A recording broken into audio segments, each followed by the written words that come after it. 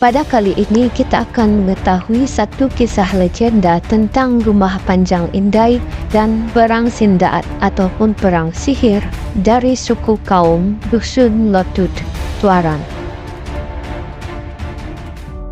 Pada suatu masa dahulu, terdapat sekelompok besar manusia yang mendiami sebuah rumah panjang di satu tempat yang disebut Indai di Tuaran.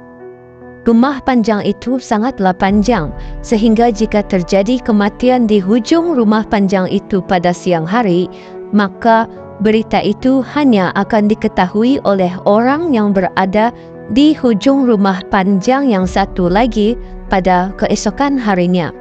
Kisah bermula apabila pada suatu hari, seorang wanita tua bernama Odu Lumbanyang yang tinggal di salah satu bilik di bahagian tengah rumah panjang itu telah pergi ke sungai untuk menangkap ikan.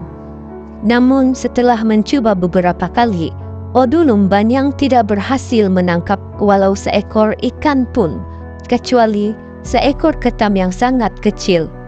Odu Lumbanyang membuang ketam itu ke dalam sungai, namun setiap kali dia cuba menjala ikan semula, ketam yang sama tetap termasuk dalam jalannya. Sehingga menjelang tengah hari, keadaan itu berlarutan. Akhirnya, Odu Lumbanyang berputus asa lalu membawa ketam kecil itu pulang bersamanya. Sesampainya di rumah, dia berasa kasihan terhadap ketam itu. Odu Lumbanyang meletakkan ketam itu di dalam bekas tempurung kelapa dengan air yang cukup agar ketam itu tenggelam. Pada keesokan harinya, Odu Lumbanyang terkejut kerana mendapati bahawa ketam kecil itu sudah membesar hanya dalam satu malam, memenuhi mangkuk tempurung kelapanya. Dia kemudian memutuskan untuk meletakkan ketam itu ke dalam tagu ataupun sebuah bekas yang diperbuat dari kulit kayu. Keesokan harinya lagi, ketam itu membesar memenuhi seluruh tagu itu. Kerana tidak memiliki bekas yang cukup besar lagi untuk ketam itu, Odu Lumbanyang sekali lagi memindahkan ketam itu di kawasan Kerbau Berkubang. Odu Lumbanyang tidak menyedari bahawa ketam itu menjadi sangat besar sehingga memenuhi ruangan kubangan kerbau itu. Pada malam itu, ketam tersebut muncul dalam mimpinya. Ia berterima kasih kerana Odu Lumbanyang telah menjaganya. Ketam itu berpesan bahawa ia sebenarnya mempunyai misi untuk membantu perkampungan Odu Lumbanyang daripada serangan naga laut. Menurut ketam itu, ia akan berangkat pada malam itu menuju ke Kuala Sungai dan akan menjadi lebih besar lagi untuk melawan naga laut. Ketam itu juga memaklumkan sekiranya air sungai berubah warna putih ketika air pasang, ia menandakan pertarungan di antara ketam dan naga laut sedang berlaku dan air yang putih itu merupakan darahnya. Keesokan paginya, Odu Lumbanyang mendapati ketam itu sudah tiada lagi di kawasan Kubang Kerbau. Setelah beberapa hari berlalu, Odu Lumbanyang diberitahu bahawa air sungai telah menjadi putih tepat ketika air pasang, sehingga dia teringat kembali kata-kata ketam yang muncul dalam mimpinya. Kerana berasa risau dengan ketam itu, Odu Lumbanyang segera menuju ke kawasan tepi laut dan memang benar ketam itu sedang berlawan dengan seekor naga yang sangat besar. Pertarungan itu sangat sengit, namun akhirnya ketam itu berjaya membunuh naga tersebut sekaligus memenangi perlawanan. Selepas mengucapkan selamat tinggal, ketam itu kemudiannya menyelam ke dalam laut, sementara Odu Lumbanyang sempat mengambil beberapa tulang naga itu sebagai cenderamata dari peristiwa hebat tersebut. Ketika tiba di rumah panjang, Odu Lumbanyang menanam tulang itu di hadapan beranda tempat tinggalnya. Tidak lama setelah itu, tumbuhlah sebatang pokok yang disebut pokok kolian dari tulang naga tersebut. Ajaibnya, pokok kolian itu mengeluarkan buah emas. Apabila pokok itu menjadi semakin besar, maka lebih banyaklah buah emas yang terhasil. Seluruh penduduk rumah panjang itu mula memetik dan memiliki ketulan-ketulan buah emas yang semakin hari semakin banyak. Yang kemudiannya dari emas itu, mereka membuat pelbagai peralatan rumah, termasuklah senduk, pinggan, pemarut kelapa, alat penampi, dan sebagainya. Tidak lama kemudian, penduduk Indai menjadi begitu kaya, dan dari kekayaan mereka itu timbullah sifat tinggi diri dan angkuh. Pada suatu hari, dua orang lelaki Indai yang nakal dan berniat jahat telah merancang satu penipuan besar. Mereka telah mengambil sebuah batu besar lalu mengukirnya menjadi bentuk bulat dan menyalutinya dengan emas dari pokok kolian itu. Mereka membawa bebola batu bersalut emas itu ke Bengawan, lalu pergi menemui pemilik sebuah tajau besar atau guci yang sangat berharga dan disanjungi di daerah Bengawan yang dipanggil Guru Non. Kedua penipu itu menawarkan bola emas mereka untuk ditukarkan dengan Guru Non, akan tetapi tajau suci itu merupakan ikon spiritual dan simbol kemegahan penduduk Bengawan yang tidak ternilai harganya, sehingga pemilik tajau itu menolak tawaran mereka. Akan tetapi, setelah dipujuk dengan meyakinkan betapa besarnya nilai bola emas itu, pemilik Guru Non itu akhirnya bersetuju untuk menukarkan Guru Non dengan bola emas dari pohon kolian Indai yang memang sudah terkenal dan termasyhur di mana-mana. Dengan kegembiraan yang meluap, kedua penipu itu membawa pulang Guru Non dengan menaiki sampan mereka lalu pulang ke Indai. Akan tetapi salah seorang dari mereka tidak dapat menahan kegembiraannya, lalu mula bernyanyi sekuat hatinya, "Salu-salu bulawan noko tuhun Guru Non." Maksudnya, setelah tertipu oleh emas, nilai Guru Non menjadi rendah. Dia malah menyanyikan lebih kuat lagi sekalipun temannya menyuruh diam. Seorang penduduk Bengawan yang kebetulan berada di tebing sungai telah mendengarnya, lalu dia tertanya-tanya akan maksud nyanyian itu. Penduduk itu mengenali Guru Non, yaitu sebuah tajau yang sangat terkenal di sanjung tinggi di kalangan kaum dusun di Bengawan.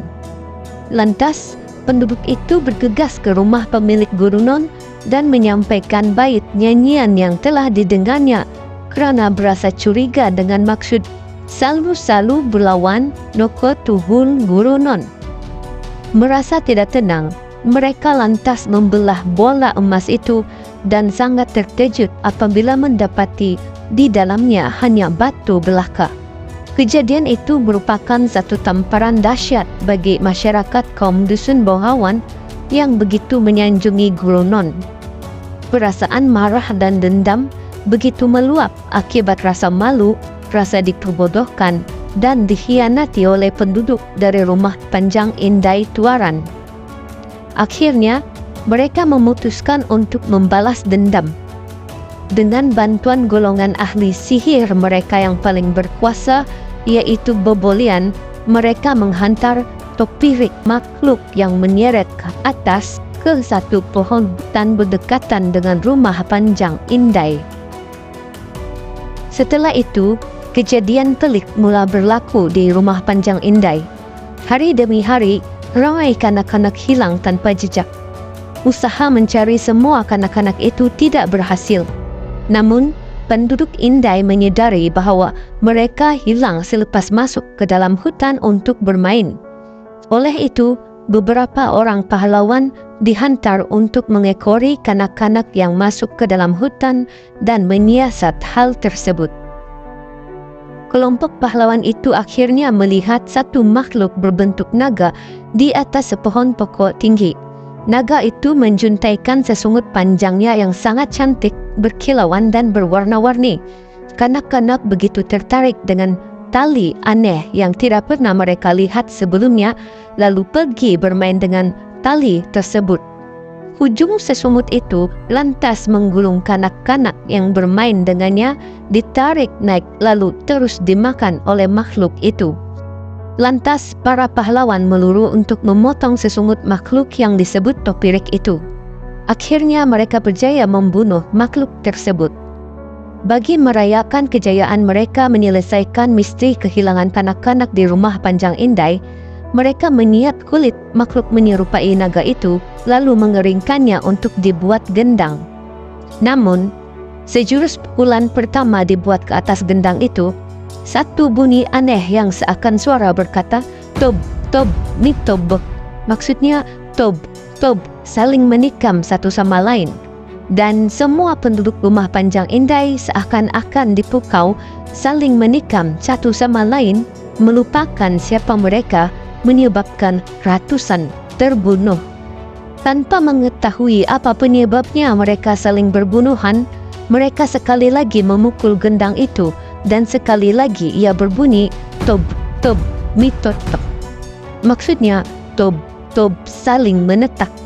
Lalu penduduk rumah Panjang Indai sekali lagi seperti dipukau, masing-masing mengambil parang, kemudian saling bertetakan sesama mereka.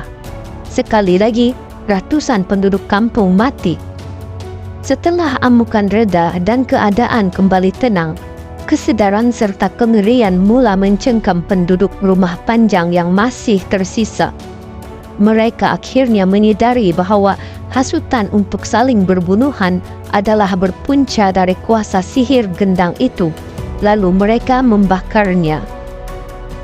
Penduduk rumah Panjang Indai menyangka bahawa mereka sudah selamat, namun masih ada kiriman sihir yang lebih ngeri akan menyusul.